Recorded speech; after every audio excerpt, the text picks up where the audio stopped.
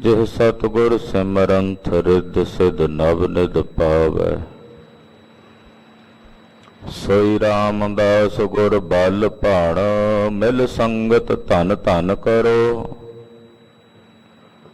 ਜਿਹ ਸਤਿਗੁਰ ਲਗ ਪ੍ਰਭ ਪਾਈਐ ਸੋ ਸਤਿਗੁਰ ਸਿਮਰਹੁ ਨਰਹੁ। ਹਮ ਅਵਗੁਣ ਭਰੇ ਏਕ ਗੁਣ ਨਾਹੀਂ ਅੰਮ੍ਰਿਤ ਛਾੜ ਵਿਖੈ ਬਿਖ ਖਾਈ। ਮਾਇਆ ਮੋਹ ਪਰਮ ਪੈ ਭੂਲੇ ਸੁਤ ਦਾਰਾ ਸਿਉ ਪ੍ਰੀਤ ਲਗਾਈ। ਇਕ ਉਤਮ ਪੰਥ ਸੁਨਿਓ ਗੁਰ ਸੰਗਤ ਤੇ ਮਿਲੰਤ ਤਰਾਸ ਮਿਟਾਈ। ਇਕ ਅਰਦਾਸ ਪਾਠ ਕੀਰਤ ਕੀ ਗੁਰ ਰਾਮਦਾਸ ਰਾਖੋ ਸਰਣਾਈ। ਇਕ ਅਰਦਾਸ ਪਾਠ ਕੀਰਤ ਕੀ ਗੁਰ ਰਾਮਦਾਸ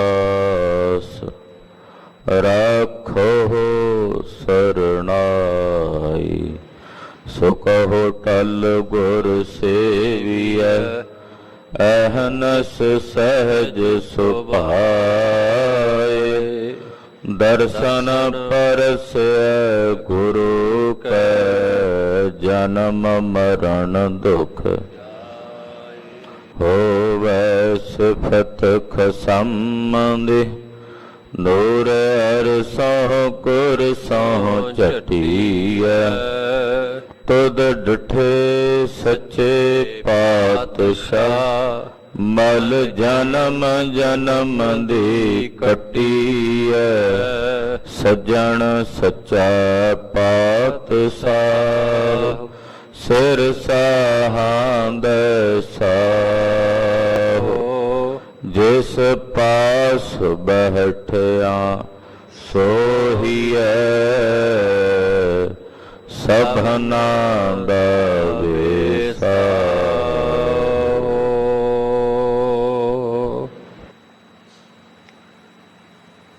ਸਤਨਾਮ ਸ੍ਰੀ ਵਾਹਿਗੁਰੂ ਸਾਹਿਬ ਜੀ।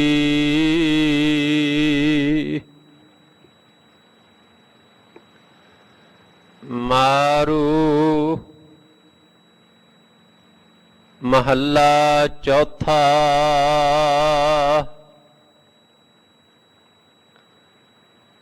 ਘਰ ਪੰਜਵਾ। ਇਕ ਓੰਕਾਰ ਸਤਿਗੁਰ ਪ੍ਰਸਾਦ। ਹਰ ਹਰ ਭਗਤ ਭਰੇ ਭੰਡਾਰਾ। ਗੁਰਮੁਖ ਰਾਮ ਕਰੇ ਨਿਸਤਾਰਾ। ਜਿਸਨੋ ਕਿਰਪਾ ਕਰੇ ਮੇਰਾ ਸੁਆਮੀ ਸੋ ਹਰ ਕੇ ਗੁਣ ਗਾਵੈ ਜੀਓ। ਹਰ ਹਰ ਭਗਤ ਭਰੇ ਭੰਡਾਰਾ। ਗੁਰਮੁਖ ਰਾਮ ਕਰੇ ਨਿਸਤਾਰਾ।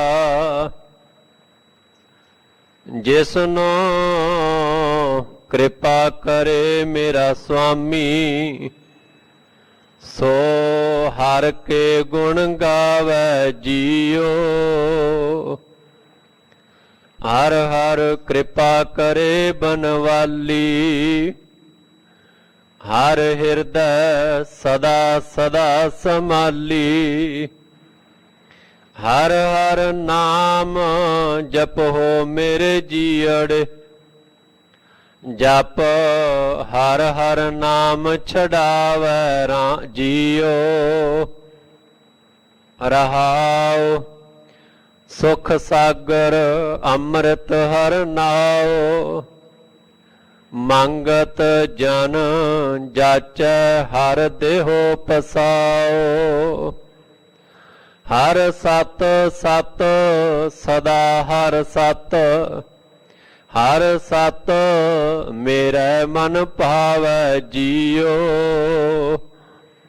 ਨਵੇ ਛਿਦਰ ਸਰਬ ਹੈ ਅਪਵਿੱਤਰਾ, ਬੋਲ ਹਰ ਨਾਮ ਪਵਿੱਤਰ ਸਭ ਕੀਤਾ। ਜੇ ਹਰ ਸੋ ਪ੍ਰਸੰਨ ਹੋਵੇ ਮੇਰਾ ਸੁਆਮੀ, ਹਰ ਸਿਮਰਤ ਮਲ ਲਹਿ ਜਾਵੇ ਜੀਓ। ਮਾਇਆ ਮੋਹ ਬਿਖਮ ਹੈ ਭਾਰੀ, ਕਿਉ ਤਰੀਐ ਦੁਤਰ ਸੰਸਾਰੀ।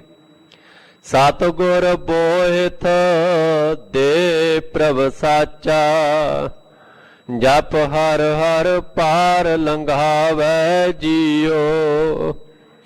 ਤੂੰ ਸਰਬੱਤਰ ਤੇਰਾ ਸਭ ਕੋਈ, ਜੋ ਤੂੰ ਕਰਹਿ ਸੋਈ ਪ੍ਰਭ ਹੋਈ।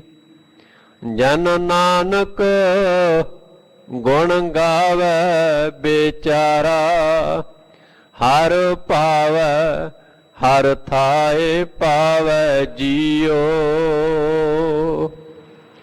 ਤੂੰ ਸਰਬੱਤਰ ਤੇਰਾ ਸਭ ਕੋਈ, ਜੋ ਤੂੰ ਕਰਹਿ ਸੋਈ ਪ੍ਰਭ ਹੋਈ।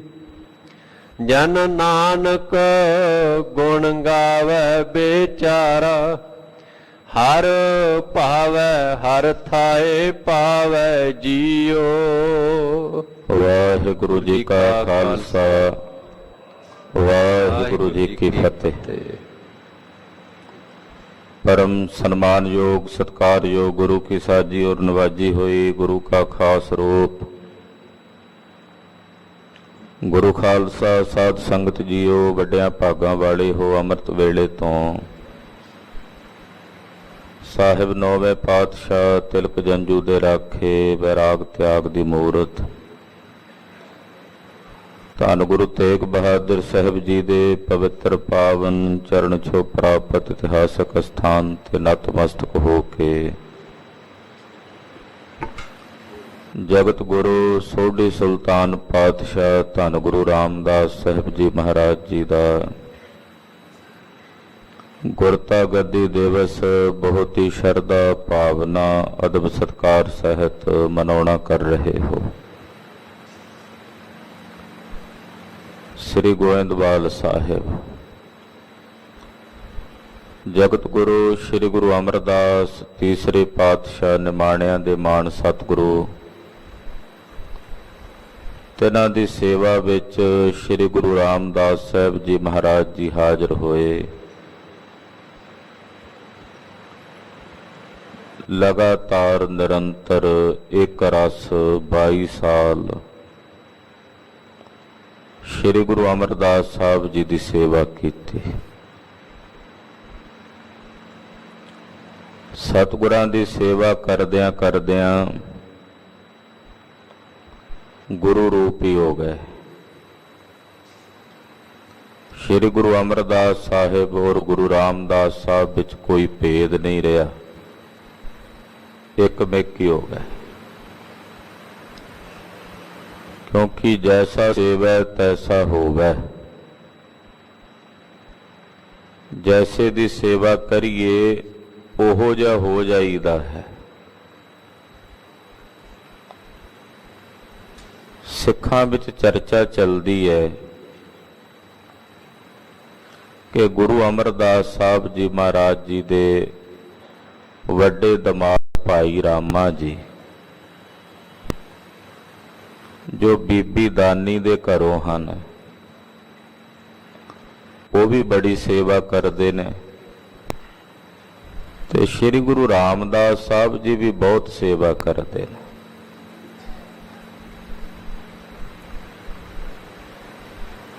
हो सकता है कि सतगुरु जी अपने इन्हां दोनों दमादां चों गुरियाई देण किसे नूं,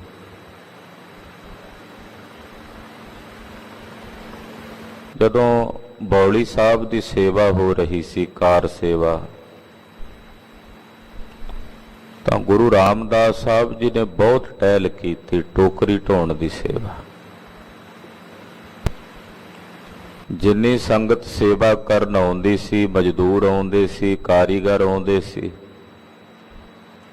ਉਹਨਾਂ ਸਾਰਿਆਂ ਤੋਂ ਪਹਿਲਾਂ ਗੁਰੂ ਰਾਮਦਾਸ ਜੀ ਨੇ ਪਹੁੰਚਣਾ। ਕਈਆਂ ਟੋਕਰੀਆਂ, ਤਸਲੇ ਉਹ ਸਾਰੇ ਕੱਢਣੇ। ਸੇਵਾ ਕਰਕੇ ਜਦੋਂ ਸਾਰਿਆਂ ਨੇ ਚਲੇ ਜਾਣਾ ਤੇ ਸਭ ਤੋਂ ਬਾਅਦ ਵਿੱਚ ਜਾਣਾ ਸਭ ਕੁਝ ਸਾਂਭ ਕੇ। ਟੋਕਰੀ ਢੋਣ ਦੀ ਸੇਵਾ ਕਰਦੇ ਨੇ। ਕੁਝ ਸੋਢੀ ਲਾਹੌਰ ਸ਼ਹਿਰ ਤੋਂ ਅੱਗੇ ਹਰਿਦੁਆਰ ਨੂੰ ਜਾ ਰਹੇ ਸੀ। ਕਹਿੰਦੇ ਚਲੋ ਇੱਥੇ ਸਾਡਾ ਬੱਚਾ ਰਹਿੰਦਾ ਹੈ, ਭਤੀਜਾ ਰਹਿੰਦਾ ਹੈ, ਕਿਸੇ ਦਾ ਭਰਾ ਹੈ, ਯਾਨੀ ਕਿ ਗੁਰੂ ਰਾਮਦਾਸ ਜੀ, ਉਹਨਾਂ ਨੂੰ ਮਿਲਦੇ ਚੱਲੀਏ। ਜਦੋਂ ਗੋਇੰਦਵਾਲ ਸਾਹਿਬ ਆਏ ਤੇ ਗੁਰੂ ਰਾਮਦਾਸ ਸਾਹਿਬ ਜੀ ਨੂੰ ਟੋਕਰੀ ਢੋਂਦਿਆਂ ਵੇਖ ਕੇ ਸੋਢੀਆਂ ਨੇ ਬੜਾ ਗੁੱਸਾ ਮਨਾਇਆ। ਆ ਕੇ ਗੁਰੂ ਅਮਰਦਾਸ ਸਾਹਿਬ ਨੂੰ ਲਾਂਭਾ ਦਿੰਦੇ, ਇੱਕ ਭਾਈ ਮੰਗਲਾ ਕਰਕੇ ਮਹਾਰਾਜ ਜੀ ਦਾ ਰਿਸ਼ਤੇਦਾਰ ਸੀ, ਉਹ ਆ ਕੇ ਗੁਰੂ ਅਮਰਦਾਸ ਜੀ ਨੂੰ ਕਹਿਣ ਲੱਗਾ, ਗੁਰੂ ਜੀ ਸਾਡੇ ਸੋਢੀਆਂ ਦਾ ਐਡਾ ਵੱਡਾ ਪ੍ਰਤਾਪ ਹੈ ਤੇ ਸਾਡੇ ਸੋਢੀਆਂ ਦੇ ਲੜਕੇ ਨੂੰ ਤੁਸੀਂ ਇੱਥੇ ਮਿੱਟੀ ਢੋਣ, ਟੋਕਰੀ ਢੋਣ ਲਾਇਆ, ਨਾਲੇ ਉਹ ਤੁਹਾਡਾ ਦਾਮਾਦ ਹੈ, ਵੀ ਇਦਾਂ ਦਾ ਕੰਮ ਕਰਨ ਲਾਇਆ ਹੋਇਆ ਵੀ ਇਹਨੇ ਤਾਂ ਸਾਡੇ ਸੋਢੀਆਂ ਦੇ ਸਿਰ ਤੇ ਕਲੰਕ ਲਾ ਦਿੱਤਾ ਹੈ। ਇਹਨੇ ਨੂੰ ਗੁਰੂ ਰਾਮਦਾਸ ਜੀ ਵੀ ਉੱਥੇ ਪਹੁੰਚ ਗਏ ਤੇ ਟੋਕਰੀ ਮਹਾਰਾਜ ਜੀ ਨੇ ਕੱਛ 'ਚ ਮਾਰੀ ਹੋਈ। ਵੇਖਿਆ ਵੀ ਕੋਈ ਮਨ 'ਚ ਮਾਣ ਅਪਮਾਨ ਦੀ ਬਿਰਤੀ ਹੈ ਹੀ ਨਹੀਂ ਗੁਰੂ ਰਾਮਦਾਸ ਜੀ ਦੇ, ਵੀ ਮੇਰੇ ਸੰਬੰਧੀ ਨੇ ਸਾਰੇ, ਵੀ ਇਹਨਾਂ ਦੇ ਸਾਹਮਣੇ ਮੈਂ ਟੋਕਰੀ ਫੜੀ ਹੈ, ਸਿਰ ਤੇ ਇੰਨੂ ਧਰਿਆ ਹੈ, ਕੋਈ ਕਿਸੇ ਪ੍ਰਕਾਰ ਦੀ ਲੋਕ ਲੱਜਾ ਨਹੀਂ ਹੈ। ਤਾਂ ਗੁਰੂ ਅਮਰਦਾਸ ਸਾਹਿਬ ਜੀ ਵੇਖ ਕੇ ਕਹਿਣ ਲੱਗੇ ਵੀ ਤੁਹਾਨੂੰ ਨਜ਼ਰ ਆਉਂਦੀ ਹੈ ਟੋਕਰੀ, ਪਰ ਸਾਨੂੰ ਇਹਦੇ ਸੀਸ ਤੇ ਦੀਨ ਤੇ ਦੁਨੀਆ ਦਾ ਛਤਰ ਝੁਲਦਾ ਦਿਸਦਾ ਹੈ। ਤੁਸੀਂ ਕਹਿੰਦੇ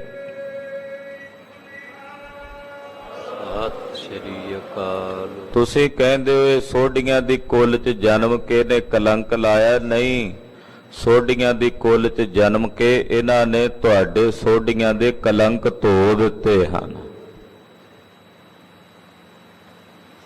ਐਸੀ ਸੇਵਾ ਕਰਦਿਆਂ ਸਮਾਂ ਬੀਤਿਆ, ਅਖੀਰ ਸਿੱਖਾਂ ਦੇ ਮਨ ਦੇ ਵਿੱਚੋਂ ਸੰਸਾ ਕੱਢਣਾ ਸੀ ਵੀ ਗੁਰਿਆਈ ਕਿਹਨੂੰ ਮਿਲਣੀ।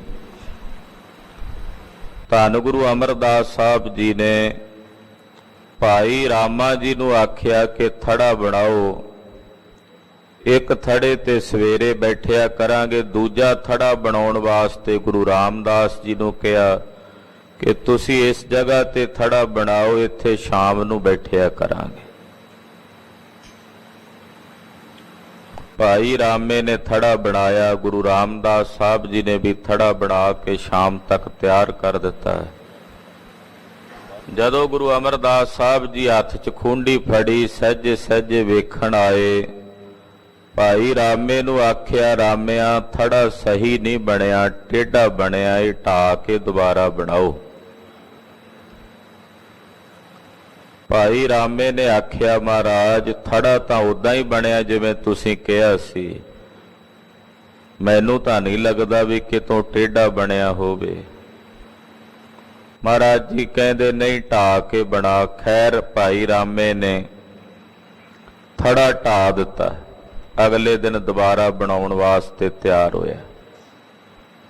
ਇਧਰ ਗੁਰੂ ਰਾਮਦਾਸ ਜੀ ਦਾ ਥੜਾ ਵੇਖ ਕੇ ਮਹਾਰਾਜ ਜੀ ਕਹਿੰਦੇ, ਪੁਰਖਾ ਥੜਾ ਸਹੀ ਨਹੀਂ ਬਣਿਆ। ਝੱਟ ਹੱਥ ਜੋੜ ਕੇ ਕਹਿਣ ਲੱਗੇ, ਮਹਾਰਾਜ ਭੁੱਲਣ ਅੰਦਰ ਆ, ਜਿਵੇਂ ਆਪ ਜੀ ਨੇ ਹੁਕਮ ਕੀਤਾ ਮੈਂ ਨਹੀਂ ਬਣਾ ਸਕਿਆ, ਮੈਨੂੰ ਮਾਫ ਕਰ ਦਿਓ, ਲੋ ਮੈਂ ਹੁਣੇ ਢਾ ਦਿੰਨਾ। ਅਗਲੇ ਦਿਨ ਫਿਰ ਥੜੇ ਬਣੇ, ਸ਼ਾਮ ਨੂੰ ਫਿਰ ਗੁਰੂ ਅਮਰਦਾਸ ਸਾਹਿਬ ਵੇਖਣ ਆਏ। ਰਾਮਿਆ ਅੱਜ ਥੜਾ ਫਿਰ ਨਹੀਂ ਸਹੀ ਬਣਾਇਆ, ਫਿਰ ਟੇਢਾ ਬਣਾ ਦਿੱਤਾ। ਭਾਈ ਰਾਮਾ ਜੀ ਅੱਗੋਂ ਕਹਿਣ ਲੱਗੇ, ਮਹਾਰਾਜ ਜੀ ਤੁਸੀਂ ਬਿਰਧ ਹੋ ਗਏ ਹੋ, ਦੱਸ ਕੇ ਭੁੱਲ ਜਾਂਦੇ ਹੋ। ਥੜਾ ਤਾਂ ਮੈਂ ਉਦਾਂ ਹੀ ਬਣਾਇਆ ਜਿਵੇਂ ਤੁਸੀਂ ਕਿਹਾ ਸੀ। ਆ ਵੇਖੋ ਬਿਲਕੁਲ ਸਿੱਧਾ ਹੈ। ਮਹਾਰਾਜ ਜੀ ਕਹਿੰਦੇ ਨਹੀਂ, ਇਹ ਢਾਹ ਕੇ ਦੁਬਾਰਾ ਬਣਾ। ਜਦੋਂ ਗੁਰੂ ਰਾਮਦਾਸ ਸਾਹਿਬ ਜੀ ਨੂੰ ਆ ਕੇ ਕਿਹਾ ਤੇ ਫਿਰ ਹੱਥ ਜੋੜ ਕੇ ਕਹਿੰਦੇ, ਮਹਾਰਾਜ ਖਿਮਾ ਕਰਿਓ, ਅਸੀਂ ਬਾਰ-ਬਾਰ ਭੁੱਲਾਂ ਕਰਦੇ ਹਾਂ, ਤੁਸੀਂ ਬਾਰ-ਬਾਰ ਬਖਸ਼ਦੇ ਹੋ। ਬਖਸ਼ ਲਓ, ਮੇਰੇ ਕੋਲੋਂ ਗਲਤੀ ਹੋ ਗਈ ਹੈ, ਮੈਂ ਉਦਾਂ ਦਾ ਥੜਾ ਨਹੀਂ ਬਣਾ ਸਕਿਆ ਜਿਵੇਂ ਤੁਸੀਂ ਕਿਹਾ। ਤੀਜੇ ਦਿਨ ਫਿਰ ਥੜੇ ਬਣੇ।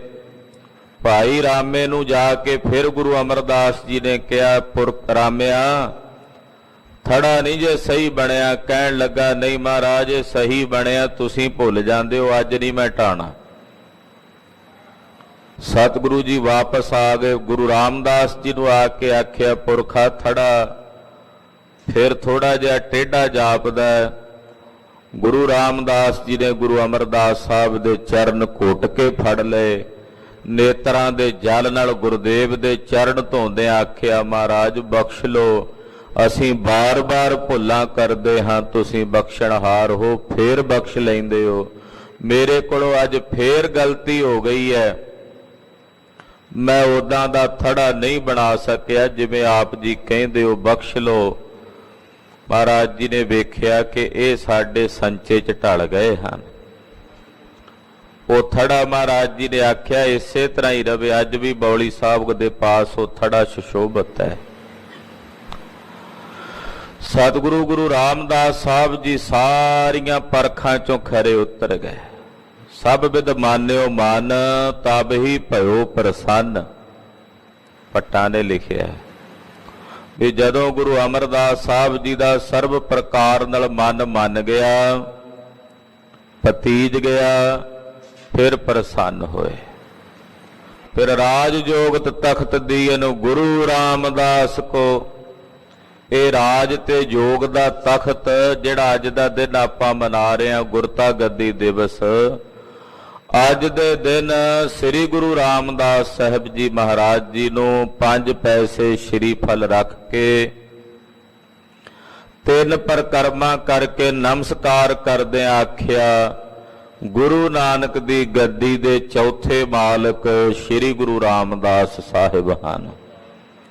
ਇਹਨਾਂ ਵਿੱਚ ਔਰ ਮੇਰੇ 'ਚ ਕੋਈ ਭੇਦ ਨਹੀਂ, ਕੋਈ ਫਰਕ ਨਹੀਂ, ਅਸੀਂ ਇੱਕ ਮੇਕੀ ਹਾਂ। ਸਤਿ ਸ੍ਰੀ ਅਕਾਲ। ਬਾਬਾ ਮੋਹਨ ਜੀ ਗੁਰੂ ਅਮਰਦਾਸ ਸਾਹਿਬ ਜੀ ਦੇ ਵੱਡੇ ਸਾਹਿਬਜ਼ਾਦੇ ਸਨ। ਹੁਕਮ ਕੀਤਾ, ਮੋਹਨ ਜੀ ਉਠੋ, ਗੁਰੂ ਰਾਮਦਾਸ ਜੀ ਨੂੰ ਨਮਸਕਾਰ ਕਰੋ, ਇਹ ਗੁਰੂ ਹਨ। ਤੇ ਬਾਬੇ ਮੋਹਨ ਨੇ ਜਵਾਬ ਦਿੰਦਿਆਂ ਆਖਿਆ ਸੀ, ਇਹ ਸਾਡੇ ਤੋਂ ਛੋਟੇ ਨੇ, ਮੈਂ ਇਹਨਾਂ ਨੂੰ ਪ੍ਰਣਾਮ ਕਿਉਂ ਕਰਾਂ। ਇਹ ਕਹਿ ਕੇ ਇਨਕਾਰ ਕਰਕੇ ਬਾਬਾ ਮੋਹਨ ਜੀ ਚਲੇ ਗਏ। ਤੇ ਗੁਰੂ ਅਮਰਦਾਸ ਜੀ ਨੇ ਕਿਹਾ ਸੀ, ਅੱਜ ਸਾਡਾ ਬਚਨ ਮੰਨ ਕੇ ਇਹਨਾਂ ਨੂੰ ਨਮਸਕਾਰ ਨਹੀਂ ਕਰਦਾ, ਮੋਹਨ ਸਮਾਂ ਆਵੇਗਾ ਜਦੋਂ ਇਹਦੇ ਪੁੱਤਰ ਦੇ ਪੈਰਾਂ ਤੇ ਚਰਨਾਂ ਤੇ ਮੱਥਾ ਟੇਕੋਗੇ।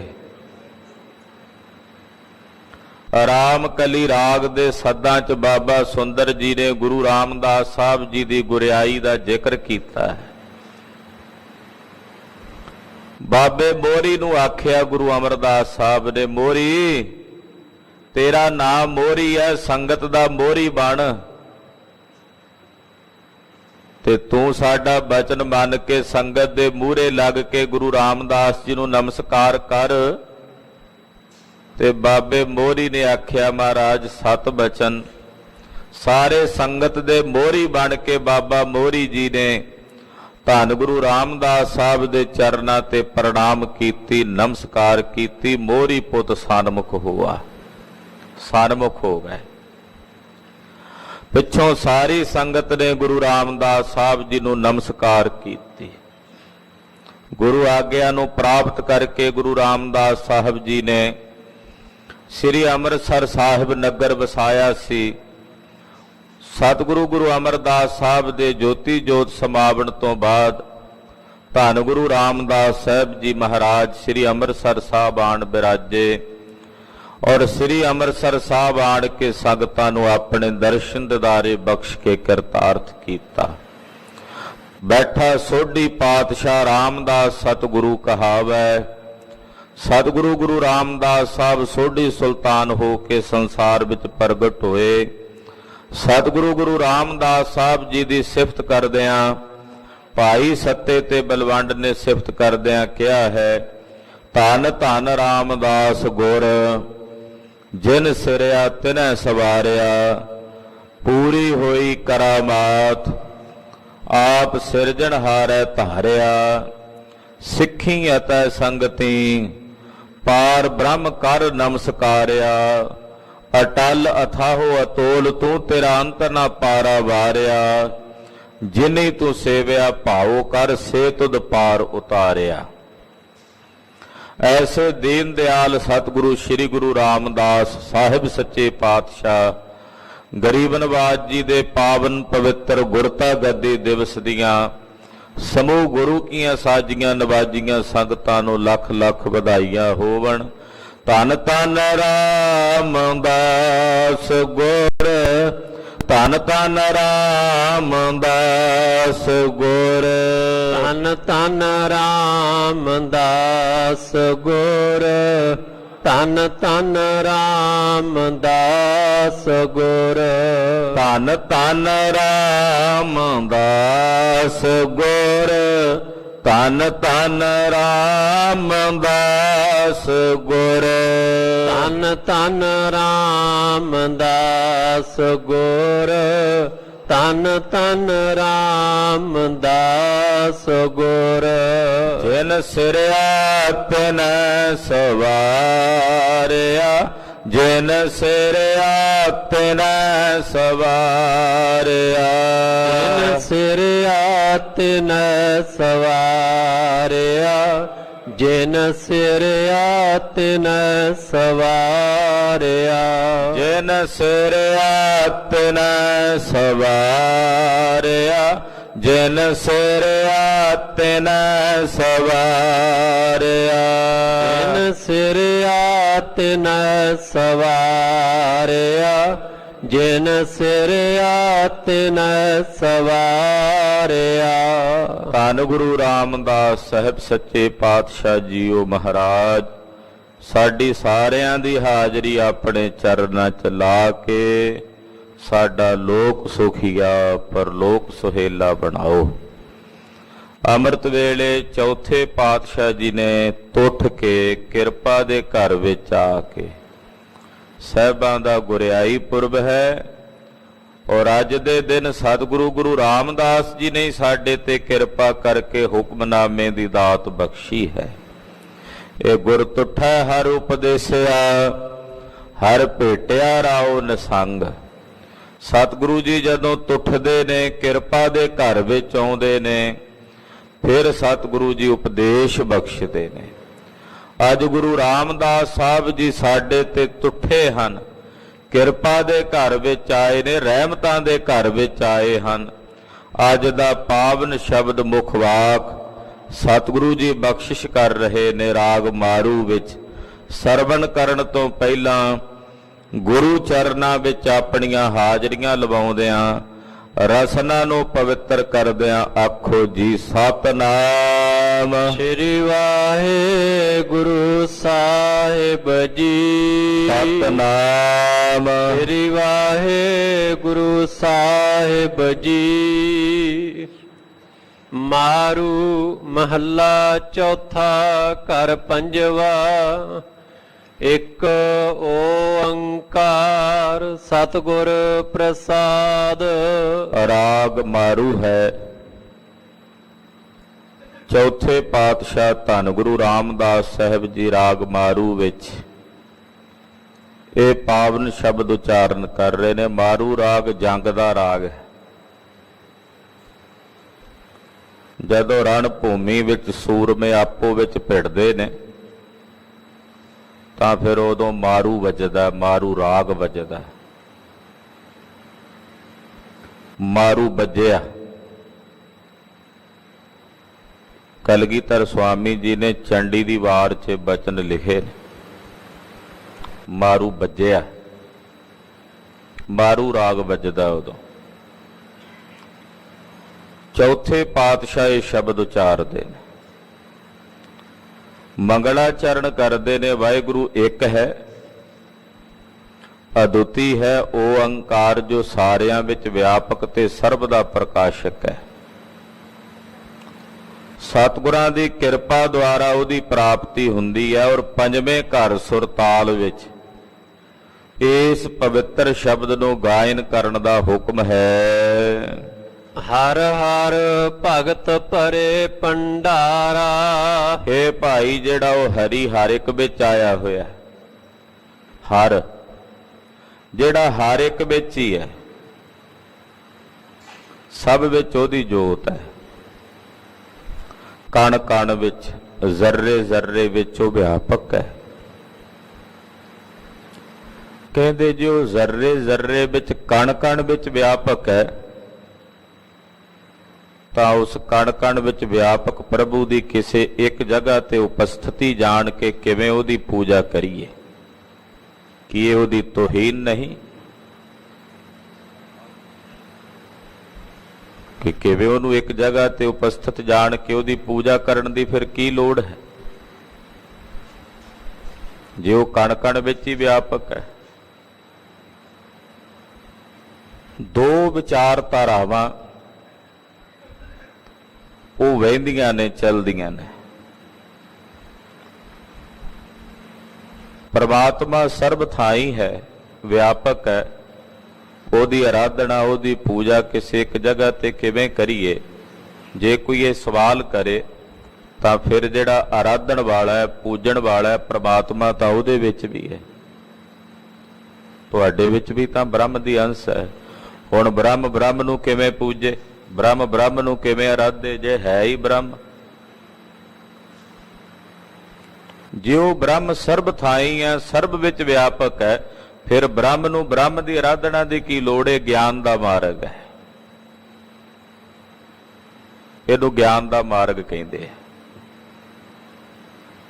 ਮਹਾਰਿਸ਼ੀ ਯਾਗਵਲਕ ਜੀ ਹੋਏ, ਉਹਨਾਂ ਨੂੰ ਉਹਨਾਂ ਦੇ ਸੇਵਕ ਨੇ ਆ ਕੇ ਪੁੱਛਿਆ, ਮੈਨੂੰ ਐਸਾ ਗਿਆਨ ਦਿਓ ਜਿਸ ਗਿਆਨ ਨੂੰ ਪ੍ਰਾਪਤ ਕਰਨ ਤੋਂ ਬਾਅਦ ਮੈਨੂੰ ਕਿਸੇ ਹੋਰ ਗਿਆਨ ਦੀ ਜ਼ਰੂਰਤ ਨਾ ਰਹੇ। ਤੋ ਮਹਾਰਿਸ਼ੀ ਯਾਗਵਲਕ ਉਹਨੂੰ ਕਹਿੰਦੇ ਤਤਵਮਸੀ, ਤੂੰ ਬ੍ਰਹਮ ਦੀ ਅੰਸ਼ ਹੈ, ਤੇਰੀ ਹੀ ਅੰਸ਼ ਸਾਰਿਆਂ ਵਿੱਚ ਵਿਆਪਕ ਹੈ। ਬਸ ਇਸ ਨੂੰ ਜਾਣ ਲੈਣ ਤੋਂ ਬਾਅਦ ਕਿਸੇ ਹੋਰ ਗਿਆਨ ਦੀ ਲੋੜ ਰਹਿਣੀ ਨਹੀਂ। ਇਹ ਗਿਆਨ ਮਾਰਗ ਹੈ। ਦੂਸਰਾ ਹੈ ਭਗਤੀ ਮਾਰਗ। ਭਗਤੀ ਮਾਰਗ ਵਿੱਚ ਅਸੀਂ ਦਸਾਂ ਪਾਤਸ਼ਾਹੀਆਂ ਦੀ ਜੋਤ ਗੁਰੂ ਗ੍ਰੰਥ ਸਾਹਿਬ ਜੀ ਨੂੰ ਜਾਣ ਕੇ ਪੂਜਦੇ ਹਾਂ। ਇਹ ਭਗਤੀ ਮਾਰਗ ਹੈ। ਕੋਈ ਆਖੇ ਵੀ ਭਗਤੀ ਮਾਰਗ ਦੀ ਜ਼ਰੂਰਤ ਕਿਉਂ ਪਈ? ਬਿਜਲੀ ਸਰਬ ਥਾਈਂ ਵਿਆਪਕ ਹੈ। ਬਿਜਲੀ ਸਾਡੇ ਸਰੀਰਾਂ ਦੇ ਅੰਦਰ ਵੀ ਹੈ। ਜਿਹੜੀ ਆਕਾਸ਼ੀ ਬਿਜਲੀ ਦੇ ਵਿੱਚ ਜਿਹੜੇ ਤੱਤ ਨੇ, ਉਹੀ ਬਿਜਲੀ ਦੇ ਤੱਤ ਸਾਡੇ ਸਰੀਰ ਵਿੱਚ ਵੀ ਨੇ। ਤਾਰਾਂ ਦੇ ਵਿੱਚ ਵੀ ਬਿਜਲੀ ਹੈ, ਪੂਰੇ ਵਿਸ਼ਵ ਭਰ ਵਿੱਚ ਬਿਜਲੀ ਹੈ। ਮਿੰਟਾਂ ਸਕਿੰਟਾਂ ਵਿੱਚ ਕਿੱਥੇ ਕੀ ਹੋ ਰਿਹਾ ਉਸ ਬਿਜਲੀ ਦੇ ਸਾਧਨਾਂ ਦੁਆਰਾ ਬੰਦਾ ਇੱਥੇ ਬੈਠਿਆਂ ਵੇਖ ਸਕਦਾ ਹੈ। ਤਾਂ ਉਹ ਵਿਆਪਕ ਬ੍ਰਹਮ ਸਰਬ ਥਾਈ ਵਿਆਪਕ ਹੈ, ਇਹਦੇ ਚ ਕੋਈ ਦੋ ਰਾਏ ਨਹੀਂ। ਬਿਜਲੀ ਵੀ ਸਰਬ ਥਾਈ ਹੈ, ਪਰ ਉਸ ਨੂੰ ਪ੍ਰਗਟ ਕਰਨੇ ਵਾਸਤੇ, ਜਾਣਨੇ ਵਾਸਤੇ ਅਸੀਂ ਬਲਬ ਬਣਾ ਲਏ, ਟਿਊਬਾਂ ਬਣਾ ਲਈਆਂ ਕਿ ਆਪਣੇ ਹਨੇਰੇ ਦੀ ਨਿਰਵਿਰਤੀ ਵਾਸਤੇ ਦੀ ਵਰਤੋਂ ਕੀਤੀ ਜਾਵੇ। ਹੈ ਤਾਂ ਸਰਬ ਥਾਈ, ਪਰ ਹਨੇਰਾ ਦੂਰ ਹੋਵੇ ਉਹਦੇ ਲਈ ਬਲਬ ਬਣਾਏ, ਉਹਦੇ ਲਈ ਟਿਊਬਾਂ ਬਣਾਈਆਂ, ਉੱਥੇ ਬਿਜਲੀ ਪ੍ਰਕਾਸ਼ਣ ਲੱਗ ਪਈ। ਬ੍ਰਹਮ ਸਰਬ ਥਾਈ ਵਿਆਪਕ ਹੈ, ਪਰ ਅਸੀਂ ਆਪਣੇ ਇਸ਼ਟ ਦੇਵ ਦੇ ਵਿੱਚ ਉਸ ਬ੍ਰਹਮ ਨੂੰ ਜਾਣਦਿਆਂ ਹੋਇਆਂ ਕਿ ਉਹ ਬ੍ਰਹਮ ਸਾਡੇ ਇਸ਼ਟ ਦੇਵ ਧੰਨ ਗੁਰੂ ਗ੍ਰੰਥ ਸਾਹਿਬ ਵਿੱਚ ਬਿਰਾਜਮਾਨ ਹੈ, ਅਸੀਂ ਮਹਾਰਾਜ ਜੀ ਦੀ ਪੂਜਾ ਕਰਦੇ ਹਾਂ, ਸਤਿਗੁਰਾਂ ਦੀ ਪੂਜਾ ਕਰਦੇ ਹਾਂ। ਇਹ ਭਗਤੀ ਮਾਰਗ ਹੈ। ਜਿਵੇਂ ਇੱਕ ਉਦਾਹਰਨ ਹੋਰ ਦਿੱਤੀ ਜਾਂਦੀ ਹੈ। ਕਿਸੇ ਵੈਦ ਕੋਲ ਇੱਕ ਸੱਜਣ ਗਿਆ, ਉਹਨੇ ਜਾ ਕੇ ਆਖਿਆ, ਵੈਦ ਜੀ ਮੇਰੀ ਮੱਝ ਜਿਹੜੀ ਹੈ ਉਹ ਬਿਮਾਰ ਹੈ, ਜਾਂ ਕਹਿ ਲਓ ਵੀ ਗਊ ਮੇਰੀ ਬਿਮਾਰ ਹੈ, ਉਹਨੂੰ ਮੋਕਾਂ ਲੱਗੀਆਂ ਹੋਈਆਂ।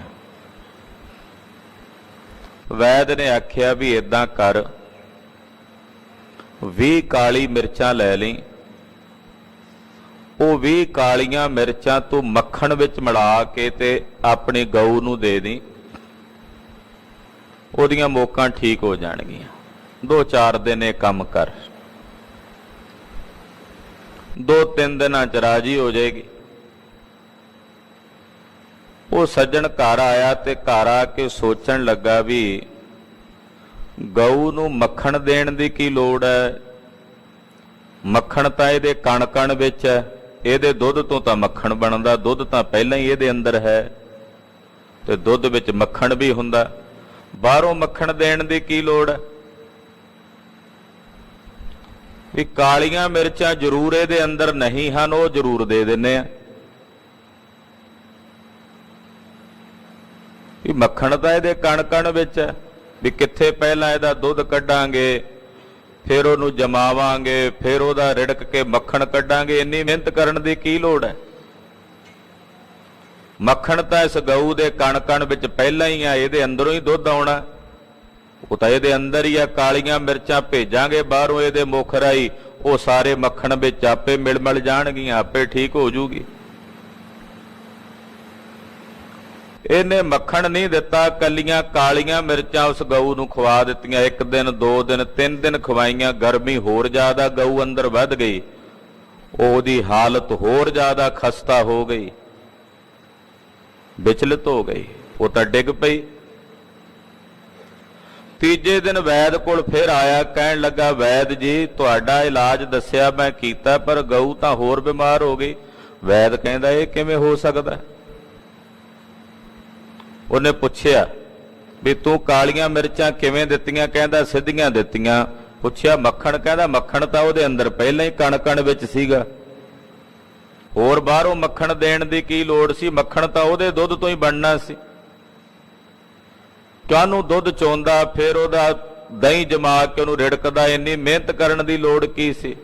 ਉਹਨੇ ਮੱਥੇ ਤੇ ਹੱਥ ਮਾਰਿਆ, ਕਹਿਣ ਲੱਗੇ ਵੀ ਮੱਖਣ ਤਾਂ ਉਹਦੇ ਦੁੱਧ ਵਿੱਚ ਸੀਗਾ ਹੀ ਪਹਿਲੋਂ ਕਣ-ਕਣ ਵਿੱਚ, ਪਰ ਉਹਦੇ ਲਈ ਮਿਹਨਤ ਤਾਂ ਤੈਨੂੰ ਕਰਨੀ ਪੈਣੀ ਸੀ ਨਾ, ਘਾਲਣਾ ਤਾਂ ਘਾਲਣੀ ਪੈਣੀ ਸੀ ਨਾ।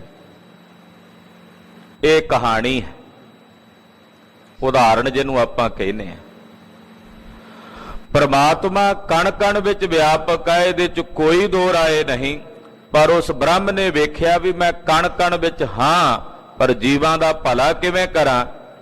ਜੀਵਾਂ ਦੇ ਭਲੇ ਵਾਸਤੇ ਪਾਰ ਬ੍ਰਹਮ ਪਰਮੇਸ਼ਰ ਗੁਰੂ ਨਾਨਕ ਰੂਪ ਹੋ ਕੇ, ਗੁਰੂ ਗੋਬਿੰਦ ਸਿੰਘ ਸਾਹਿਬ ਰੂਪ ਹੋ ਕੇ ਇਹ ਸੰਸਾਰ ਵਿੱਚ ਪ੍ਰਗਟ ਹੋਏ, ਔਰ ਸਾਡੇ ਜੀਵਾਂ ਦੀ ਆਣ ਕੇ ਤਿਸਨਾ ਨੇ ਕਲਿਆਣ ਕੀਤੀ। ਉਹ ਸਾਡੇ ਕਲਿਆਣ ਵਾਸਤੇ ਦੇਹ ਧਾਰਨ ਕਰਕੇ ਆਏ ਹੈਣ, ਕਣ-ਕਣ ਵਿੱਚ ਵਿਆਪਕ, ਪਰ ਉਸ ਕਣ-ਕਣ ਵਿੱਚ ਵਿਆਪਕ ਬ੍ਰਹਮ ਨੂੰ ਜਾਣਨੇ ਵਾਸਤੇ ਭਗਤੀ ਦਾ ਮਾਰਗ ਗੁਰੂ ਸਾਹਿਬ ਜੀ ਨੇ ਸਾਨੂੰ ਦਿੱਤਾ ਕਿ ਭਗਤੀ ਦੇ ਮਾਰਗ ਦੁਆਰਾ ਹੀ ਤੁਸੀਂ ਜਾਣ ਸਕਦੇ ਹੋ ਕਿ ਉਹ ਬ੍ਰਹਮ ਸਰਬ ਥਾਈਂ ਵਿਆਪਕ ਹੈ, ਉਹਦਾ ਸਾਖਸ਼ਾਤਕਾਰ ਕਰ ਸਕਦੇ ਹੋ, ਉਹਨੂੰ ਪ੍ਰਗਟ ਕਰ ਸਕਦੇ ਹੋ। ਭਗਤੀ ਦੁਆਰਾ ਪ੍ਰਗਟ ਹੋਣਾ, ਬਿਨਾਂ ਭਗਤੀ ਤੋਂ ਉਹਦਾ ਸਾਖਸ਼ਾਤਕਾਰ ਨਹੀਂ ਹੋਣਾ। ਗੁਰੂ ਨਾਨਕ ਸਾਹਿਬ ਦਾ ਘਰ ਭਗਤੀ ਮਾਰਗ ਦਾ ਪ੍ਰਧਾਨ ਹੈ। ਭਗਤੀ ਕਰਦਿਆਂ ਜਿਹੜਾ ਗਿਆਨ ਉਤਪੰਨ ਹੋਵੇ, ਉਹ ਗਿਆਨ ਗੁਰਦੇਵ ਨੇ ਸਵੀਕਾਰ ਕੀਤਾ। ਭਗਤੀ ਤੋਂ ਵਿਹੂਣਾ ਕੇਵਲ ਖੁਸ਼ਕ ਤੇ ਸਖਣਾ ਗਿਆਨ ਗੁਰਦੇਵ ਨੇ ਅੰਗੀਕਾਰ ਨਹੀਂ ਕੀਤਾ। ਤੋ ਇੱਥੇ ਪਾਤਸ਼ਾਹ ਕਹਿੰਦੇ ਹਰ ਹਰ ਭਗਤ ਭਰੇ ਭੰਡਾਰਾ। ਹਰੀ ਅਕਾਲ ਪੁਰਖ ਵਾਹਿਗੁਰੂ ਪਰਮੇਸ਼ਰ ਦੀ ਭਗਤੀ ਦੇ ਭੰਡਾਰ ਲਬਾ ਲਬ ਭਰੇ ਪਏ ਨੇ।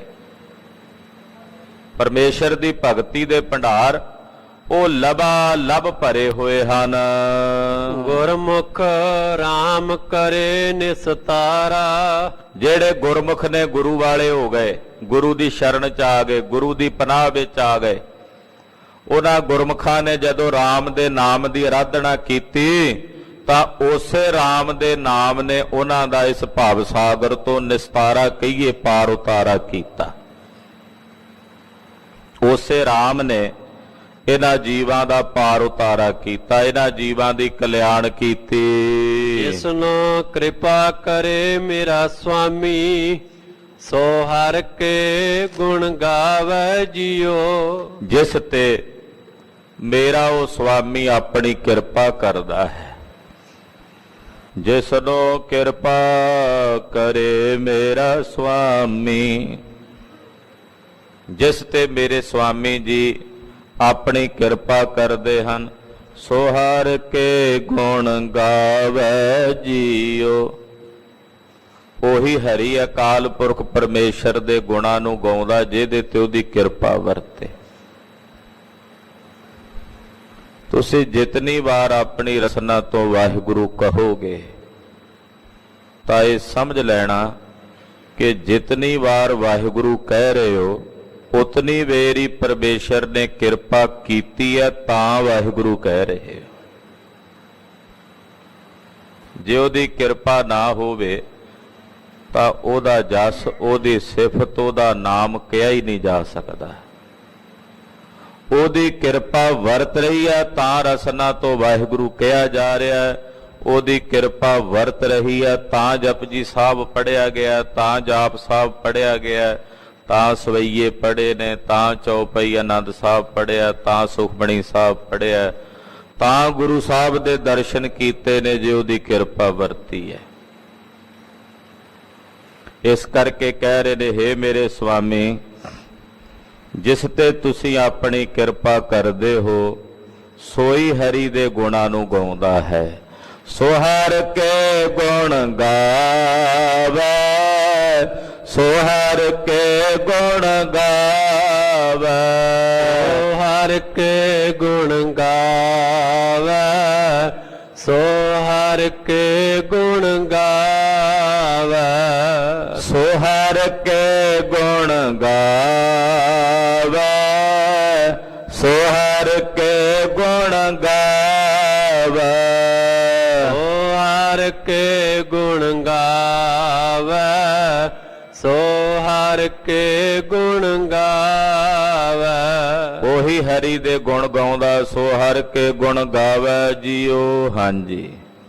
ਹਰ ਹਰ ਕਿਰਪਾ ਕਰੇ ਬਨਵਾਲੀ। ਇਹ ਸੰਸਾਰ ਹੈ ਬਨ, ਬਗੀਚਾ, ਔਰ ਇਹ ਸੰਸਾਰ ਰੂਪੀ ਬਗੀਚੇ ਦਾ ਪਰਮੇਸ਼ਰ ਹੈ ਮਾਲੀ। ਉਹਨੂੰ ਕਹਿੰਦੇ ਨੇ ਬਨਵਾਲੀ, ਬਗੀਚੇ ਦਾ ਮਾਲੀ। ਇਹ ਸੰਸਾਰ ਬਗੀਚਾ, ਇਹਦਾ ਮਾਲੀ ਪਰਮੇਸ਼ਰ ਹੈ। ਜਿਵੇਂ ਭਗਤ ਜੀ ਨੇ ਵੀ ਕਿਹਾ ਨਾ, ਹਰ ਕਾ ਬਾਗਰਾ। ਇਹ ਸੰਸਾਰ ਹਰੀ ਦਾ ਬਗੀਚਾ ਹੈ, ਹਰੀ ਇਹਦਾ ਮਾਲਕ ਹੈ। ਜਿਹੜਾ ਬਗੀਚੇ ਦਾ ਮਾਲਕ ਹੋਵੇ ਉਹਨੂੰ ਕਹਿੰਦੇ ਨੇ ਮਾਲੀ। ਤੋ ਪਾਰ ਬ੍ਰਹਮ ਪਰਮੇਸ਼ਰ ਬਨਵਾਲੀ ਹੈ। ਹਰ ਹਰ ਕਿਰਪਾ ਕਰੇ ਬਨਵਾਲੀ। ਜਦੋਂ ਹਰੀ ਵਾਹਿਗੁਰੂ ਪਾਰ ਬ੍ਰਹਮ ਪਰਮੇਸ਼ਰ ਜਿਹੜਾ ਇਹ ਸੰਸਾਰ ਦੇ ਬਗੀਚੇ ਦਾ ਮਾਲੀ ਹੈ, ਉਹ ਜਦੋਂ ਕਿਰਪਾ ਕਰੇ, ਹਰ ਹਿਰਦੈ ਸਦਾ ਸਦਾ ਸੰਭਾਲੀ। ਜਦੋਂ ਕਿਰਪਾ ਕਰੇ ਉਦੋਂ ਹਿਰਦੇ ਵਿੱਚ ਉਹਨੂੰ ਸਦਾ ਸਦਾ ਲਈ ਸੰਭਾਲੀਦਾ। ਜਦੋਂ ਉਹਦੀ ਕਿਰਪਾ ਹੋਵੇ ਉਦੋਂ ਹਿਰਦੇ ਵਿੱਚੋਂ ਉਹਦੀ ਧੁਨ ਦਾ ਆਲਾਪ ਹੁੰਦਾ, ਉਦੋਂ ਹਿਰਦੇ 'ਚ ਉਹਦਾ ਸਿਮਰਨ ਹੁੰਦਾ ਹੈ। ਹਰ ਹਰ ਨਾਮ ਜਪੋ ਮੇਰੇ ਜੀਅੜੇ।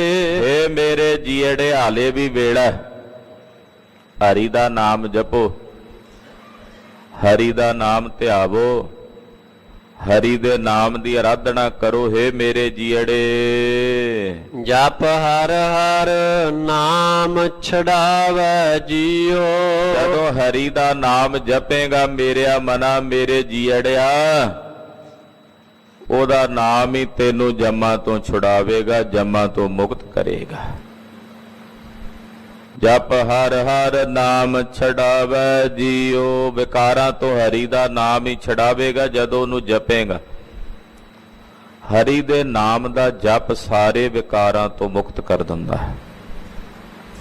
ਨਾਮ ਜਪ ਪਰਮੇਸ਼ਰ ਦੇ ਨਾਮ ਦਾ ਜਪ ਸਰਬ ਸ਼੍ਰੋਮਣੀ ਕਰਮ ਹੈ, ਜਿਸ ਦੇ ਜਪਦਿਆਂ ਜਪਦਿਆਂ ਬੰਧਨ ਕੱਟੇ ਜਾਂਦੇ ਹਨ। ਜੀਵ ਆਪਣੇ ਕੀਤੇ ਹੋਏ ਸਰਬ ਪ੍ਰਕਾਰ ਦੇ ਕਰਮਾਂ ਤੋਂ ਸੁਤੰਤਰ ਹੋ ਜਾਂਦਾ ਹੈ ਜਦੋਂ ਕੋਈ ਨਾਮ ਦੀ ਸਾਧਨਾ ਕਰਦਾ, ਨਾਮ ਦਾ ਜਾਪ ਜਪਦਾ ਹੈ। ਜਦੋਂ ਕਰਮਾਂ ਤੋਂ ਸੁਤੰਤਰ ਹੋ ਜਾਏ ਫਿਰ ਬੰਧਨ ਮੁਕਤ ਹੋ ਜਾਂਦਾ ਹੈ।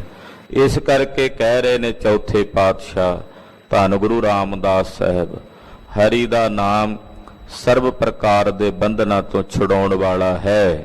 ਰਹਾਉ ਸੁਖ ਸਾਗਰ ਅੰਮ੍ਰਿਤ ਹਰਿ ਨਾਉ। ਪਰਮੇਸ਼ਰ ਦਾ ਨਾਮ ਅੰਮ੍ਰਿਤ ਹੈ। ਜਿੱਥੇ ਹਰੀ ਦਾ ਨਾਮ, ਪਰਮੇਸ਼ਰ ਦਾ ਨਾਮ ਅੰਮ੍ਰਿਤ ਹੈ, ਉੱਥੇ ਉਹਦੇ ਨਾਮ 'ਚ ਸਾਰੇ ਹੀ ਸੁੱਖ ਨੇ। ਇਸ ਕਰਕੇ ਉਹਦਾ ਨਾਮ ਸੁੱਖਾਂ ਦਾ ਸਮੁੰਦਰ ਹੈ, ਸੁਖ ਸਾਗਰ। ਵਾਹਿਗੁਰੂ ਦਾ ਅੰਮ੍ਰਿਤ ਨਾਮ ਸੁਖ ਸਾਗਰ ਹੈ, ਉਹ ਸੁੱਖਾਂ ਦਾ ਸਾਗਰ ਹੈ। ਔਰ ਉਹਦਾ ਨਾਮ ਮੁਰਦਿਆਂ ਨੂੰ ਜੀਵਨ ਦਾਨ ਦੇਣ ਵਾਲਾ ਅੰਮ੍ਰਿਤ ਨਾਮ ਹੈ। ਮੰਗਤ ਜਨ ਜਾਚੈ ਹਰ ਦੇਹੋ ਪਸਾਓ। ਹੇ ਪ੍ਰਭੂ, ਅਸੀਂ ਤੇਰੇ ਦਰ ਘਰ ਦੇ ਮੰਗਤੇ ਜਨ ਹਾਂ, ਮੰਗਤੇ ਹਾਂ। ਮਹਾਰਾਜ ਜੀ, ਜਿਹੜੇ ਮੰਗਤੇ ਤੁਹਾਡੇ ਚਰਨਾਂ 'ਚ ਆ ਕੇ ਤੁਹਾਡੇ ਚਰਨਾਂ 'ਚੋਂ ਮੰਗਦੇ ਨੇ, ਉਹਨਾਂ ਤੇ ਕਿਰਪਾ ਕਰੋ ਮਹਾਰਾਜ। ਕਿਰਪਾ ਕਰਕੇ ਆਪਣੇ ਨਾਮ ਦੀ ਦਾਤ ਉਹਨਾਂ ਨੂੰ ਬਖਸ਼ੋ। ਹਰ ਦੇਹੋ ਪਸਾਓ। ਪਸਾਓ ਕਹਿੰਦੇ ਨੇ ਪਸੀਜਣ ਨੂੰ। ਪਸੀਜਣ ਦਾ ਮਤਲਬ ਹੁੰਦਾ ਕਿਰਪਾ ਕਰਨੀ, ਦਇਆ ਦੇ ਘਰ ਵਿੱਚ ਆਉਣਾ। ਹੇ ਹਰੀ ਜੀ, ਤੁਸੀਂ ਆਪਣਾ ਆਪ ਪਸੀਜੋ, ਭਾਵ ਦਇਆ ਦੇ ਘਰ ਵਿੱਚ ਆਵੋ। ਜਿਹੜੇ ਮੰਗਤੇ ਬਣ ਕੇ ਤੁਹਾਡੇ ਚਰਨਾਂ 'ਚੋਂ ਮੰਗਦੇ ਨੇ, ਉਹਨਾਂ ਤੇ ਆਪਣਾ ਪਸਾਉ ਕਰੋ, ਕਿਰਪਾ ਕਰੋ। ਹਰ ਸਤ ਸਤ ਸਦਾ ਹਰ ਸਤ, ਹਰ ਸਤ ਮੇਰੇ ਮਨ ਭਾਵੈ ਜੀਓ। ਹਰੀ ਸਤ ਹੈ, ਪਹਿਲਾਂ ਵੀ ਸਤ ਸੀ, ਹੁਣ ਵੀ ਸਤ ਹੈ, ਤੇ ਆਉਣ ਵਾਲੇ ਸਮੇਂ ਵਿੱਚ ਵੀ ਸਦਾ ਸਤ ਹੈ। ਹਰ ਸਤ ਸਤ ਸਦਾ ਹਰ ਸਤ, ਤਿੰਨ ਵਾਰੀ ਕਿਹਾ ਇੱਥੇ। ਫਿਰ ਅੱਗੇ ਚੌਥੀ ਵਾਰੀ ਕਹਿੰਦੇ ਨੇ ਹਰ ਸਤ ਮੇਰਾ ਮਨ ਭਾਵੈ ਜੀਓ। ਕਹਿੰਦੇ ਹਰੀ ਪਹਿਲਾਂ ਵੀ ਸਤ ਸੀ, ਹੁਣ ਵੀ ਸਤ ਹੈ, ਅੱਗੇ ਨੂੰ ਵੀ ਸਤ ਹੈ। ਜਿਹੜਾ ਐਸਾ ਹਰੀ ਸਤ ਹੈ ਤਰਈ ਕਾਲ, ਚੌਥੇ ਪਾਤਸ਼ਾਹ ਕਹਿੰਦੇ ਉਹ ਮੇਰੇ ਮਨ ਨੂੰ ਭਾਉਂਦਾ ਹੈ, ਉਹ ਮੇਰੇ ਮਨ ਨੂੰ ਚੰਗਾ ਲੱਗਦਾ ਹੈ। ਜਿਹੜਾ ਤਰਈ ਕਾਲ ਸਤ ਹੈ ਉਹੀ ਮੇਰੇ ਮਨ ਨੂੰ ਭਾਉਂਦਾ ਹੈ। ਨਵੇਂ ਛਿਦਰ ਸਰਵਹਿ ਪਵਿੱਤਰਾ। 9 ਗੋਲਕਾਂ ਨੇ ਸਾਡੀਆਂ, ਅੱਖਾਂ, ਨਾਸਕਾ, ਕੰਨ, ਮੁਖ, ਗੁਦਾ। ਇਹ 9 ਗੋਲਕਾਂ ਨੇ ਸਾਡੇ ਸਰੀਰ ਦੀਆਂ। ਜਾਂ ਇਦਾਂ ਕਹਿ ਲੋ ਵੀ ਇਹ ਸਰੀਰ 'ਚ 9 ਛੇਕ ਨੇ। ਪਾਤਸ਼ਾਹ ਨੇ ਇੱਥੇ ਛਿਦਰ ਸ਼ਬਦ ਵਰਤਿਆ। ਛਿਦਰ ਦਾ ਮਤਲਬ ਹੁੰਦਾ ਛੇਕ। ਇਹ ਜਿਹੜੇ 9 ਛੇਕ ਨੇ, ਇਹਨਾਂ ਵਿੱਚੋਂ ਹਮੇਸ਼ਾ ਜੇ ਇਹਨਾਂ ਦੀ ਸਾਫ਼ ਸਫਾਈ ਨਾ ਰੱਖੀ ਜਾਏ ਤੇ ਕੀ ਹੋਵੇਗਾ? ਮੈਲੀ ਇਹਦੇ ਚੋਂ ਸਰਵਦੀ ਹੈ ਨਾ ਹਰ ਵੇਲੇ। ਅੱਖਾਂ ਚੋਂ ਗਿੱਡ, ਨਾਸਕਾ ਵਿੱਚ, ਕੰਨਾਂ ਵਿੱਚ, ਮੂੰਹ ਵਿੱਚ। ਇਹਨਾਂ 9 ਦੇ 9 ਛਿਦਰਾਂ ਵਿੱਚੋਂ ਅਪਵਿੱਤਰਤਾ ਸਰਵਦੀ ਹੈ। ਸਰਵੈ ਦਾ ਮਤਲਬ ਵੀ ਮੈਲ ਨਿਕਲਦੀ ਰਹਿੰਦੀ ਹੈ। 9 ਦੀਆਂ 9 ਗੋਲਕਾਂ। ਬੰਦਾ ਬੜਾ ਮਾਣ ਕਰਦਾ ਵੀ ਮੇਰੀ ਨੱਕ ਬੜੀ ਸੋਹਣੀ ਹੈ, ਪਰ ਇਸ ਨੱਕ ਦੇ ਵਿੱਚ ਕੀ ਭਰਿਆ? ਕਦੇ ਉਹਦੇ ਵੱਲ ਵੀ ਤਾਂ ਧਿਆਨ ਮਾਰ ਕੇ ਵੇਖ। ਉਹ ਤਾਂ ਨਹੀਂ ਤੈਨੂੰ ਸੋਹਣਾ ਲੱਗਦਾ ਹੋਣਾ ਜੋ ਇਹਦੇ ਵਿੱਚ ਹੈ। ਖੈਰ, ਪਾਤਸ਼ਾਹ ਕਹਿੰਦੇ ਨਵੇਂ ਛਿਦਰ ਸਰਬ ਹੈ। ਇਹਦੇ ਵਿੱਚੋਂ ਕੁਝ ਨਾ ਕੁਝ ਅਪਵਿੱਤਰ ਸਰਬਦਾ ਰਹਿੰਦਾ। ਹਾਂਜੀ, ਬੋਲ ਹਰ ਨਾਮ ਪਵਿੱਤਰ ਸਭ ਕੀਤਾ। ਉਦਾਂ ਪਵਿੱਤਰ ਨੇ 9 ਦੀਆਂ 9 ਗੋਲਕਾਂ, ਪਰ ਜੇ ਤੂੰ ਪਰਮੇਸ਼ਰ ਦਾ ਨਾਮ ਬੋਲੇ, ਹਰੀ ਦਾ ਨਾਮ ਬੋਲੇ, ਤੇ ਪਰਮੇਸ਼ਰ ਦਾ ਨਾਮ ਬੋਲ ਕੇ ਇਹ ਤੇਰੀਆਂ ਅੱਖਾਂ ਵੀ ਪਵਿੱਤਰ ਹੋ ਜਾਣਗੀਆਂ, ਤੇਰੇ ਸਰੀਰ ਦੀ ਸਾਰੀ ਇੱਕ ਇੱਕ ਅੰਗ ਦਾ ਇੱਕ ਇੱਕ ਹਿੱਸਾ ਪਵਿੱਤਰ ਹੋ ਜਾਏਗਾ ਜੇ ਤੂੰ ਪਰਮੇਸ਼ਰ ਦਾ ਭਜਨ ਕਰੇ, ਯਾਨੀ ਕਿ ਤੇਰਾ ਜੀਵਨ ਸਫਲ ਹੋ ਜਾਏਗਾ। ਬੋਲ ਹਰ ਨਾਮ ਪਵਿੱਤਰ ਸਭ ਕੀਤਾ। ਹਰੀ ਦੇ ਨਾਮ ਨੂੰ ਬੋਲ ਕੇ ਇਹ ਸਾਰੀ ਦੇਹ ਪਵਿੱਤਰ ਹੋ ਜਾਂਦੀ ਹੈ, ਇਹ ਸਰੀਰ ਸਫਲ ਹੋ ਜਾਂਦਾ ਹੈ, ਇਹ ਕਾਇਆ ਸਫਲੀ ਹੋ ਜਾਂਦੀ ਹੈ ਜੇ ਤੂੰ ਆਪਣੀ ਰਸਨਾ ਤੋਂ ਉਸ ਨਿਰੰਕਾਰ ਪਾਰ ਬ੍ਰਹਮ ਪਰਮੇਸ਼ਰ ਵਿਧਾਤੇ ਦੇ ਅੰਮ੍ਰਿਤ ਨਾਮ ਨੂੰ ਬੋਲੇ। ਜੇ ਹਰ ਸੋ ਪ੍ਰਸੰਨ ਹੋਵੇ ਮੇਰਾ ਸੁਆਮੀ, ਹਰ ਸਿਮਰਤ ਮਲ ਲਹਿ ਜਾਵੇ ਜੀਓ। ਜੇ ਉਹ ਹਰੀ ਵਿਸ਼ੇਸ਼ ਕਰਕੇ, ਸੋ ਪ੍ਰਸੰਨ ਦਾ ਅਰਥ ਕਰਾਂਗੇ ਖਾਸ ਕਰਕੇ ਜਦੋਂ ਪ੍ਰਸੰਨ ਹੋਵੇ। ਜੇ ਮੇਰਾ ਉਹ ਸੁਆਮੀ ਵਿਸ਼ੇਸ਼ ਕਰਕੇ ਪ੍ਰਸੰਨ ਹੋ ਜਾਵੇ ਤਾਂ ਉਹਦਾ ਸਿਮਰਨ ਕਰੀਏ ਤਾਂ ਉਹਦੇ ਸਿਮਰਨ ਦੁਆਰਾ ਸਾਰੀ ਮੈਲ ਲੈ ਜਾਂਦੀ ਹੈ। ਹਰੀ ਦਾ ਸਿਮਰਨ ਕੀਤਿਆਂ ਮਲ ਲਹਿ ਜਾਵੇ ਜੀਓ। ਜਿਤਨੀ ਮੈਲ ਲੱਗੀ ਹੋਈ ਹੈ ਸਾਡੇ ਅੰਤਸ਼ਕਰਣ ਨੂੰ ਪਾਪ ਕਰਮਾਂ ਦੀ, ਉਹ ਸਾਰੀ ਮੈਲ ਲੱਥ ਜਾਏਗੀ, ਨਿਰਵਿਰਤ ਹੋ ਜਾਏਗੀ ਜੇ ਉਸ ਵਾਹਿਗੁਰੂ ਪਾਰ ਬ੍ਰਹਮ ਪਰਮੇਸ਼ਰ ਦਾ ਸਿਮਰਨ ਕਰੀਏ। ਸਤਿਨਾਮ ਵਾਹਿਗੁਰੂ, ਸਤਿਨਾਮ ਵਾਹਿਗੁਰੂ, ਸਤਿਨਾਮ ਵਾਹਿਗੁਰੂ, ਸਤਿਨਾਮ ਵਾਹਿਗੁਰੂ, ਸਤਿਨਾਮ ਵਾਹਿਗੁਰੂ, ਸਤਿਨਾਮ ਵਾਹਿਗੁਰੂ, ਸਤਿਨਾਮ ਵਾਹਿਗੁਰੂ, ਸਤਿਨਾਮ ਵਾਹਿਗੁਰੂ। ਹਰ ਸਿਮਰਤ ਮਲ ਹੈ ਜਾਵੇ ਜੀਓ। ਹਰੀ ਦਾ ਸਿਮਰਨ ਕੀਤਿਆਂ, ਪਰਮੇਸ਼ਰ ਦਾ ਭਜਨ ਕੀਤਿਆਂ ਅੰਤਸ਼ਕਰਣ ਦੀ ਮੈਲ ਲੱਥ ਜਾਂਦੀ ਹੈ, ਨਿਰਵਿਰਤ ਹੋ ਜਾਂਦੀ ਹੈ। ਮਾਇਆ ਮੋਹ ਬਿਖਮ ਹੈ ਭਾਰੀ। ਜਿਹੜਾ ਮਾਇਆ ਦਾ ਮੋਹ ਹੈ ਨਾ, ਬੜਾ ਔਖਾ ਹੈ ਇਹਨੂੰ ਤਰਨਾ। ਮਾਇਆ ਦੇ ਮੋਹ ਤੋਂ ਬਚਣਾ ਬੜਾ ਔਖਾ ਹੈ। ਔਖਾ ਹੈ ਪਰ ਅਸੰਭਵ ਨਹੀਂ ਹੈ, ਵੀ ਨਹੀਂ ਹੋ ਸਕਦਾ। ਬੇਖਮ ਸ਼ਬਦ ਵਰਤਿਆ ਮਹਾਰਾਜ ਜੀ ਨੇ, ਵੀ ਬੇਖਮ ਦਾ ਮਤਲਬ ਹੁੰਦਾ ਕਠਨ, ਔਖਾ।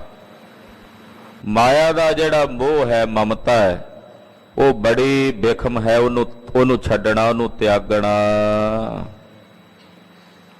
ਕਿਉ ਤਰੀਐ ਦੁਤਰ ਸੰਸਾਰੀ। हे ਪ੍ਰਭੂ, ਇਹ ਸੰਸਾਰ ਨੂੰ ਤਰਨਾ ਬੜਾ ਔਖਾ ਹੈ। ਕਿਵੇਂ ਤਰੀਏ ਇਹਨੂੰ? ਇਹ ਭਵਜਲ ਨੂੰ ਤਰਨਾ ਬੜਾ ਔਖਾ ਹੈ। ਮਹਾਰਾਜ ਜੀ, ਇਹਨੂੰ ਕਿਵੇਂ ਪਾਰ ਕਰੀਏ? ਕਿ ਛੂਟੋਂ ਕੈਸੇ ਤਰੋ ਭਵਜਲ ਨਿਧ ਭਾਰੀ। ਮਹਾਰਾਜ, ਇਹਨੂੰ ਤਰਨਾ ਬੜਾ ਔਖਾ ਹੈ। ਸੰਸਾਰ ਤਰਨਾ ਔਖਾ ਤੇ ਕਠਨ ਹੈ। ਸਤਿਗੁਰ ਬੋਹਿਥ ਦੇ ਪ੍ਰਭ ਸਾਚਾ, ਜਪ ਹਰ ਹਰ ਪਾਰ ਲੰਘਾਵੇ ਜੀਓ। ਅੱਜ ਸਤਿਗੁਰੂ ਜੀ ਜਹਾਜ਼ ਬਖਸ਼ ਦੇਣ, ਨਾਮ ਰੂਪੀ ਜਹਾਜ਼, ਤਾਂ ਉਹਦੇ ਤੇ ਸਵਾਰ ਹੋ ਕੇ ਹਰੀ ਦੇ ਨਾਮ ਨੂੰ ਜਪ ਜਪ ਕੇ ਇਸ ਭਵ ਸਾਗਰ ਤੋਂ ਸਤਿਗੁਰੂ ਜੀ ਪਾਰ ਲੰਘਾ ਦੇਣ, ਤਾਂ ਲੰਘਿਆ ਜਾ ਸਕਦਾ ਹੈ। ਜੇ ਸਤਿਗੁਰੂ ਜੀ ਸਾਨੂੰ ਨਾਮ ਦੇ ਜਹਾਜ਼ ਤੇ ਸਵਾਰ ਕਰ ਲੈਣ। ਨਾਮ ਦੇ ਜਹਾਜ਼ ਤੇ ਸਵਾਰ ਕਿਵੇਂ ਹੋਈਦਾ? ਇਹਨੂੰ ਜਪ ਜਪ ਕੇ। ਕਹਿੰਦੇ ਜਪ ਜਪ ਹਰ ਹਰ ਪਾਰ ਲੰਘਾਵੇ ਜੀਓ। हे ਭਾਈ, ਤੂੰ ਹਰੀ ਦੇ ਜਾਪ ਨੂੰ ਜਪ। ਤੂੰ ਜਪਣਾ ਤੇਰਾ ਧਰਮ ਹੈ, ਕਰਤੱਵ ਹੈ।